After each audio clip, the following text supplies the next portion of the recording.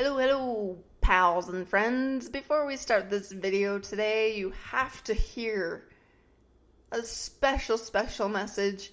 You may have heard it from us before, but that's because it's one of our favorite messages out there, and that is spreading the word about our pals over at HelloFresh. Yes, you can get mouth-watering seasonal recipes and fresh, pre-measured ingredients delivered right to your door. With HelloFresh, America's #1 meal kit, HelloFresh makes cooking at home fun, easy, and affordable. That's right, HelloFresh makes living healthy easier with many low-cal, carb-smart, vegetarian, and pescatarian options every week. For this week, we tried a low-cal option where we're kind of prepping for that wedding bod, and I would have never guessed that the meals that were sent to us were made with calories in mind. They still packed all of that flavor that we're used to with HelloFresh, and every recipe that you're gonna get is packed with fresh produce sourced directly from farmers. For this meal, we made ginger plum chicken with carrots, bell peppers, and scallion quinoa. HelloFresh cut out that stressful meal planning and prepping so that all we had to do was enjoy cooking together, and we had our meal ready to go in just about 30 minutes. They also offer quick and easy options that are on your table in 20 minutes. HelloFresh's pre-portioned ingredients mean there's less prep for you and less wasted food. This is a big lifesaver for us, especially with our busy work weeks when we don't see each other until late at night after we've worked our shifts. We can make a delicious meal that doesn't take so long, and we'll still have the rest of the night to spend together. It's perfect. So listen up. If you guys go to HelloFresh.com and use our promo code KaleandJess14, you will get 14 free meals. That's right, 14 plus free shipping. What a deal. I'm going to keep telling you this until you listen to me. It's so great. I've never had food from there that I didn't like. It's quick, it's easy, it's everything you could want from dinner. HelloFresh, everybody. Forever in our hearts. Let's hear it for HelloFresh. Hopefully forever in our bellies. Back to the show, folks. Hi, everybody. Welcome to another episode of Kale and Jess. Where have you been? Don't say another episode like there's plentiful episodes. This is Kale and Jess. Where have you been? Here I am. Here.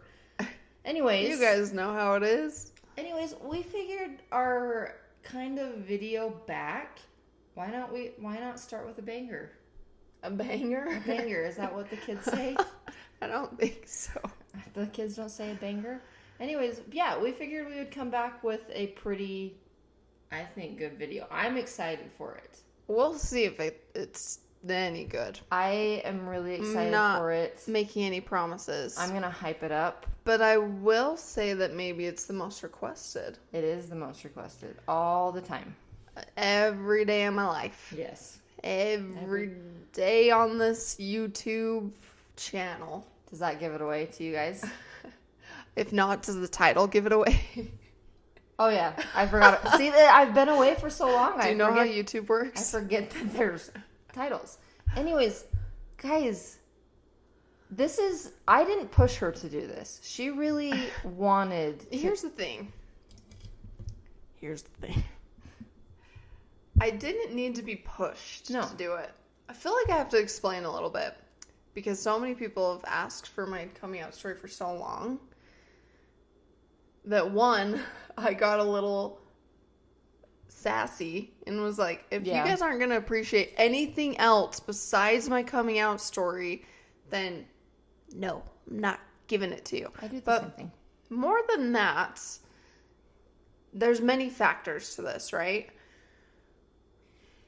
In the last, I'd say, year-ish, have been dealing with the fact that I have a large dose of ADD or ADHD, however you want to put it.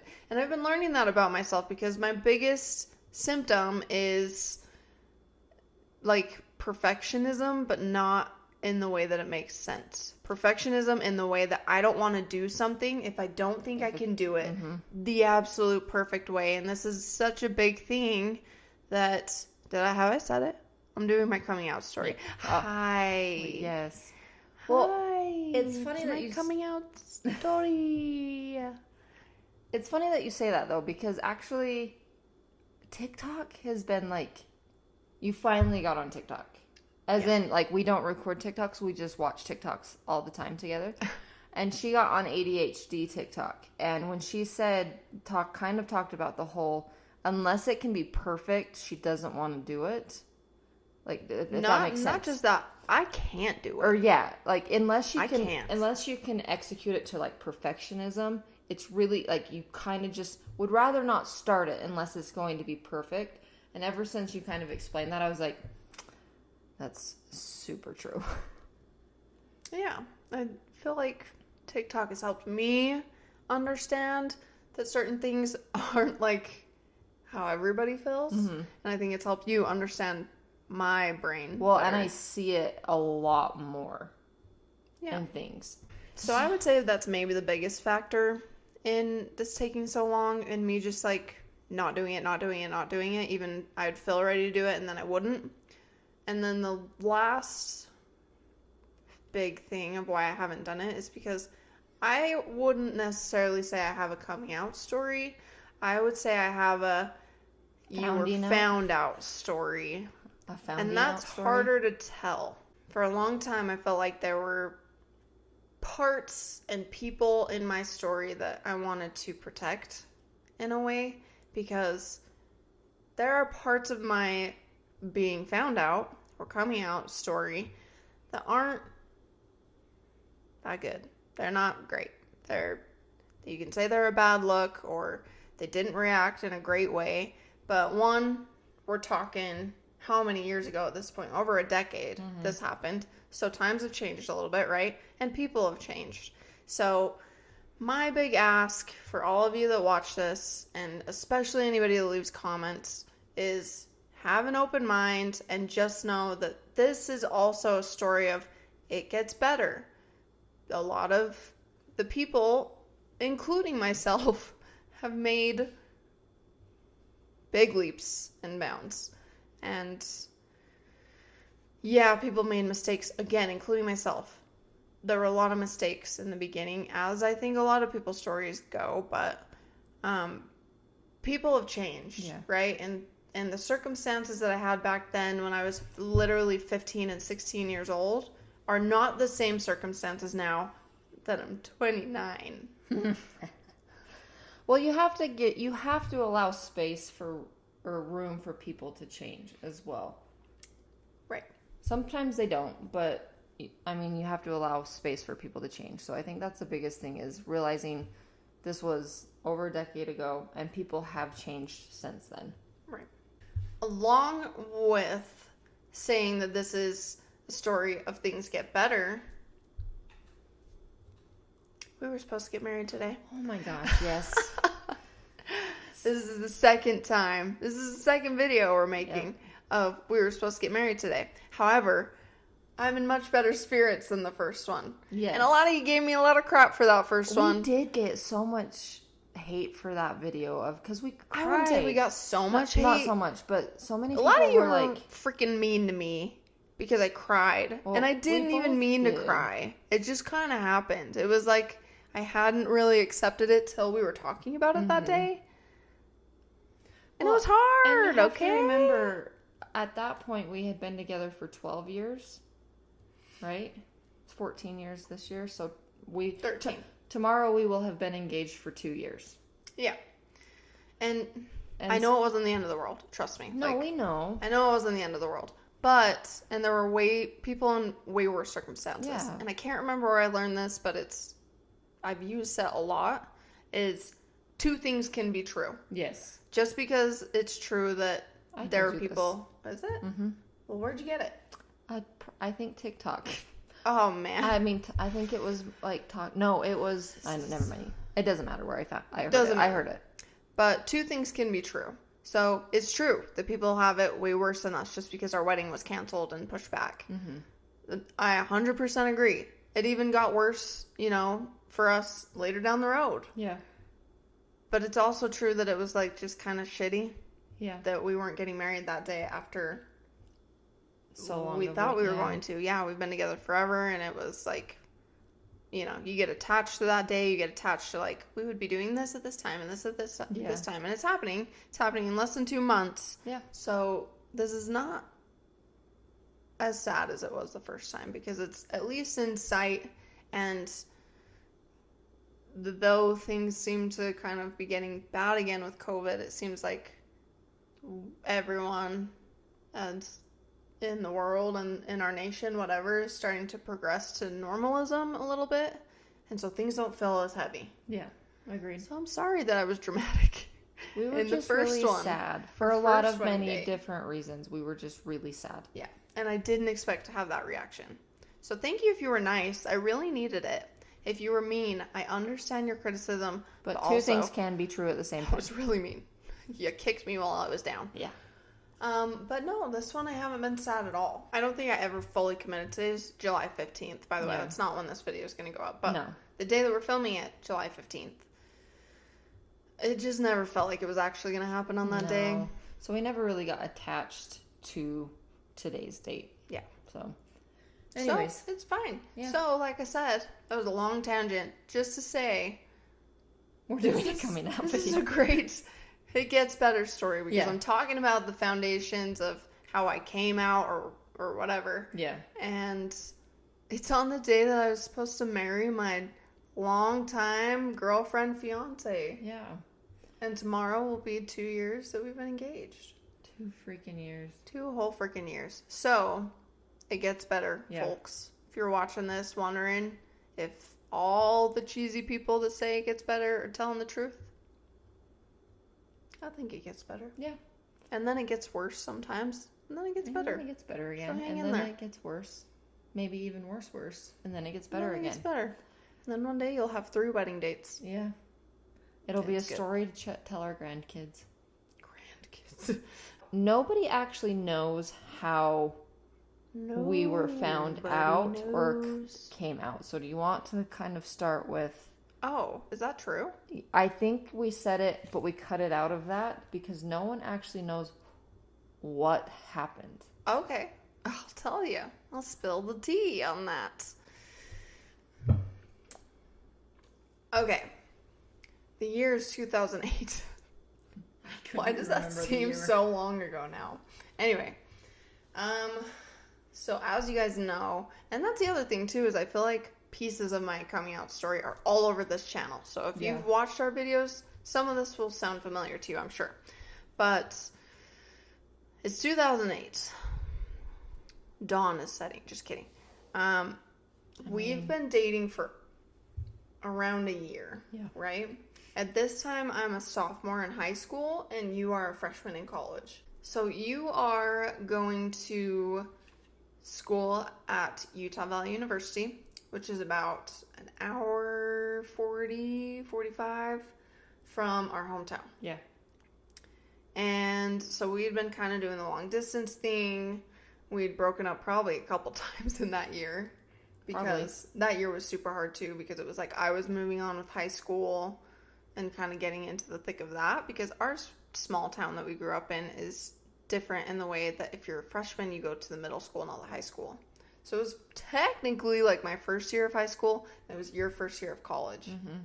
And so we were both kind of trying to figure out life while secretly dating each other and not letting anybody know what our sexuality was whatsoever.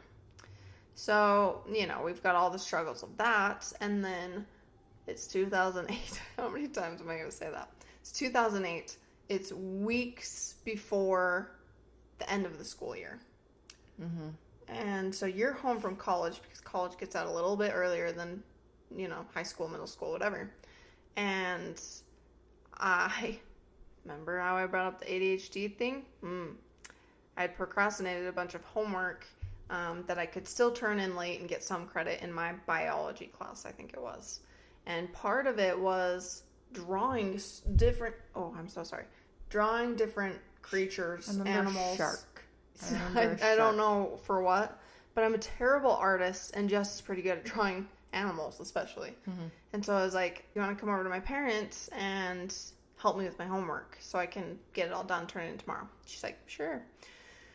And so I asked my mom, and because we had been like hiding our relationship, but definitely being like sloppy at it because we were so young and stupid and in love. And so I was like, can Jess come over and help me with my homework so I can get it all done for tomorrow? I think the next day was maybe the last day of school. I don't know. Can't remember that clearly. But she said to me, yes, but you either have to stay downstairs, or if you're in your room, you can't shut the door. And that was a comment that I was like, ooh, she's catching on. Like, we stuck at hiding this. Mm-hmm.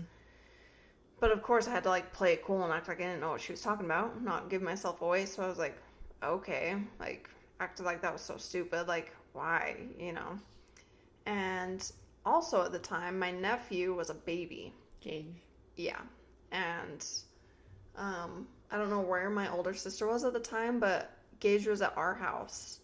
And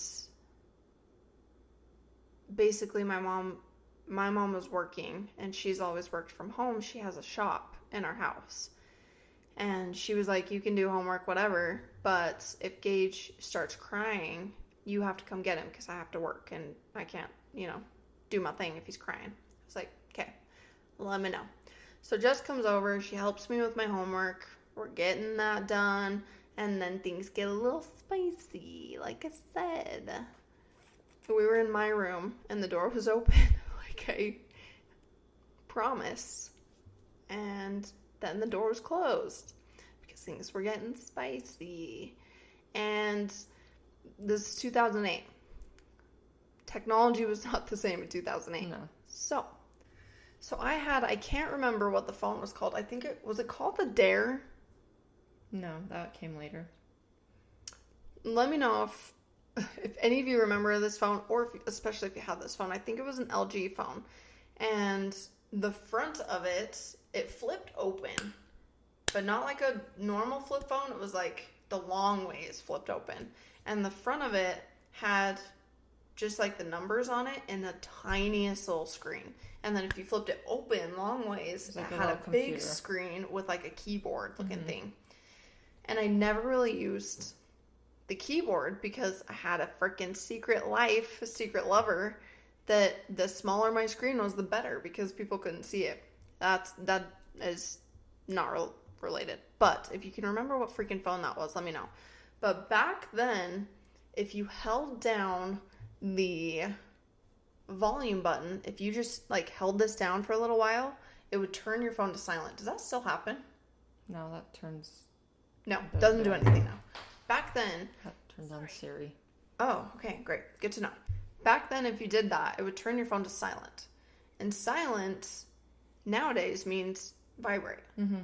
Back then, it meant silent. Like, your calls and your texts would come through, but you wouldn't be notified at all. It's just silent. And in the heat of things, I laid on my phone and held that volume button down and turned my phone to silent. And so I didn't know that, obviously. And my mom had been texting me because Gage had woken up from his nap and was crying and being fussy. And so she was texting me, come get Gage, come down and get Gage. Hey, I need you to come get him right now. He's crying. You know, the whole thing. She'd sent me a few different texts and I think she even called me once. I wasn't answering because I didn't know. And so she starts coming upstairs to give him to me. Yeah. Meanwhile, my bedroom's like on like the top floor of my parents' house. And you can hear when you're walking through that hallway from her shop into like the rest of the house and the downstairs. And I know I have 2 floors, and it's like a split floor plan, my parents' house. So not even, it's like a floor and a half maybe to get decent so that my mom doesn't freaking catch us. Yeah. I remember looking at Jess, and we like paused to like see if we were really hearing footsteps. I was like, hurry. And so we try to get decent. Not decent enough. No. It was definitely like caught at the scene of the crime. Yeah. She opens my bedroom door, and I think we both, like, just laid flat We did, like, in my bed and boards. stared at the ceiling. And Nothing to see here. I knew I couldn't get up. I was not decent.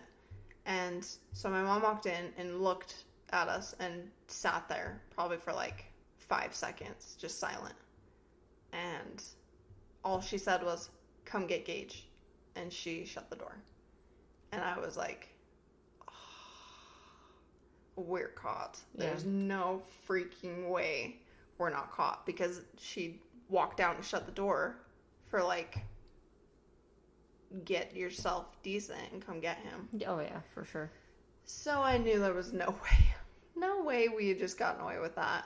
So I went and got him. She went back to work. We didn't say anything, right? Because she just had to go back to working.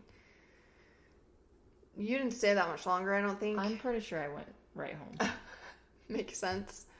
And my mom finished working, and a little bit later came and like talked to me, and I don't really remember anything about that conversation except one line. Like, I don't know anything else that we talked about, or like what she was saying, if she was saying like, "Oh, gotcha," or I knew what was going on. I seriously don't remember anything except for this so vividly. Is that the right word? Mm-hmm. That always seems wrong to me. So vividly. She said, "What, are you gay or something?" And like I said, she was already suspecting, and then that definitely like confirmed it. But so she said that, and I was like, no. Like, I remember, especially thinking back on it now, I just remember being like, why can't you say it? Why can't you just say yes? Like, you're caught. You know, there's no getting around it now. Like, that's it. Why don't you just say yeah? Or something like that, or whatever, you know, whatever I thought it was at the time, because I definitely didn't know to the full extent what my sexuality was. But I just said no, and I think about that a lot. I'd always wonder, like, what if I would have just said yes, or anything to that. Even maybe. Yeah, or just, you know, something. Yeah. I don't know. I think about that a lot, and I wish I could change it, but just with how young I was and like being like, oh shit, I just couldn't. But that conversation was relatively short. My mom, I don't think, likes confrontation a whole lot, and so it was like a quick talk, and then we just didn't talk the rest of the night. Went to school the next day, and like I said, I think it might have been the last day of school. And I remember coming home from school and just being like, I couldn't call you. I couldn't go with you, because I knew that, like, my parents would freak out. They would lose it. Mm-hmm. So I knew I had to go home, but I also didn't know how I was going to go home. And I just, like, wondered, like, should I run away? But I didn't know where I would go, you know, because it's a small town. 99.9% of my friends, especially the ones that I would go to if I was running away from home, my parents know their parents. So it's not like they could have, I wouldn't be hiding, you know, so I just didn't know what to do, but I just felt like I couldn't go home, but I had to. And so I remember, like, coming home and literally just, like, walking outside, like, in front of my house. Just like, I can't go in. Like, what am I going to do? And that was, like, one of the worst feelings I've ever had in my life, was like, I have to walk through that door, but once I do, everything is going to change. Like, everything. I knew that they weren't just going to not address it. Everything's going to change as soon as I walk through that door. And so I had to. Eventually, I probably walked around outside for like an hour with all my stuff, like, just walked around. And I finally went in the house. Luckily, they weren't, like, right there. And I even think that my dad had to come home from work, or maybe he worked a grave, and so he had to sleep and then wake up. I can't remember. But it was later that night that my parents called me downstairs and wanted to have like a chat with me. And again, I don't remember a lot of what was said. Mm-hmm. I just know that it was very like, here's what we think, here's your rules, here, stuff like that. Basically just voicing their disapproval. And I think that came from a lot of places. Obviously, like, you guys know from us wanting to do this podcast or just videos in the past that both of us come from a Mormon upbringing. Our families are Mormon. We were born and raised Mormon, all of that. And so I think that contributed to them not being happy about it and not approving. But I don't know if it was all of it. I don't know. I can't speak for them. But there was definitely just like them voicing that they weren't good with it. And like, I remember them saying, like, if you ever leave school or leave anywhere with her, like, we'll call the cops. I remember them just basically giving me all these guidelines of what I could do, what I couldn't do. They talked about my future a little bit, even though I still had 2 years of high school left. Stuff like that. And it just was not a good conversation at all. It was bad. And I don't think I said much. I don't even know if I knew how to process it. Clearly, I blocked out like 90% of it. But yeah, it was a tough conversation. And so that's like the way that I was found out, if you want to say that. And even to this day, there's never been a moment where I said, Mom, Dad, I want to talk to you about something. And that's why this has been like a hard topic for me to talk about, because it's like, how do you talk about a coming out story when you don't feel like you've had a coming out? Well, that's what, and I think we've talked about before, and it truly is true that when we came out, it was our girlfriend tag. Yeah, right. And what year was that? I don't remember. A few years ago, when we like first started this channel, the girlfriend tag is like the first time that I was like, anyone can see this. There's people that I don't know that are going to see this. There's people that I do know that are going to see this. Before we get too far off topic, let's jump back to high school. So in high school, and in that conversation that I was talking about with my parents, it was very like established that like, you are not to see her. And your parents kind of felt the same way, but since you were grown, it was like, we don't want you to do this, but they knew that she was going to do what she wants. For me, it was, you are our child. You live under our roof. Basically, like, I'm sure they were thinking, like, you don't know what's good for you. So, here's your rules. You cannot see each other ever. Like, ever. They blocked her. Sorry if you can hear little raptor feet. He's about to lap up some water, too. Got a little Kenai wandering around on the hardwood floor, but they blocked her phone number. Mm-hmm. And that has been a question. Why was your number blocked? Yeah. This is why. They didn't want me to talk to her or see her. Like, they wanted to prevent that as much as possible. And of course, one, I'm a kid. Like, present me with a challenge and I will rise to it. And two, I was like head over heels. Yeah. Like, and obviously this is something, yes, it was young love. It was dumb love. Like, we were kids for sure. But clearly it's a love that has stood the test of time, or, however you want to put it. Like, I was clearly not just like infatuated with her, though that was part of it. It was clearly something, right? And I didn't want to give up on that. And so for even into college, because my parents paid for my phone, your number was blocked. I could not call you. I could not text you. The only way that we could communicate was through Facebook. Not even Facebook Messenger. It was like Facebook DMs, basically, is like what it would be called now. Back then, there wasn't Messenger on your phone. Mm-mm. It was only like if you send like a private message. And that's how we like basically text. You would go to school for early in the morning and message me back on like Facebook. Yeah. Yeah. Like, that was the only way that we could communicate, and we made it work. And with having like that phone that I talked about, it could get like, I could get on Facebook on the internet, like on it. And that's the only way that we talked. Yeah. For years, for my junior and senior year of high school, and then either the first year of college, maybe even the second. So, very frowned upon. And then, obviously, you know, we're dealing with the trials of long distance. We're dealing with the trials of trying to figure out who we are as individuals and also together. Yeah.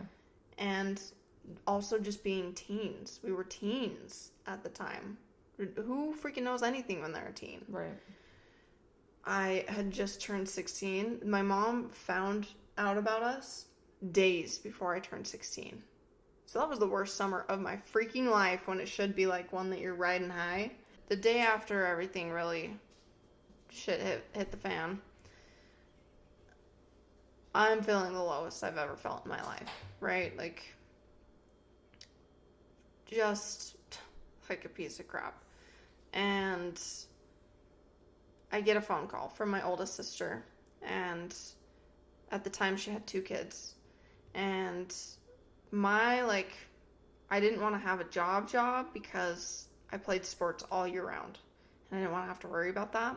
But I still needed money to like pay for gas, do things I wanted to do on the weekends with my friends, whatever. And so I babysat my sister's kids, her 2 kids at the time. And that worked for her because then she had a babysitter, someone she knows, she trusts. And it worked for me because I got to spend time with my niece and nephew and have a job and get a little bit of money without having to worry about like a schedule. And so I was probably spending like at least half of my week with her 2 kids. So they were like definitely one of the most important parts of my life at the time. And my big worry with feeling the way that I did at the time, and just basically being told how wrong I was that my sister was not going to allow me to see those kids. And I got a call the day after everything went down, and it was her. And I was like, oh crap. Like, I don't know what she's going to say. And she just basically, I think she started out by just saying, like, I heard what happened. I just want you to know, like, she just said, like, I want you to know that I love you. Like, this would never change that. And I don't know if I've ever talked about this or even, like, thought about it without getting teary. So sorry. Just the place that I was in, my question to her was, are you going to let me see your kids still?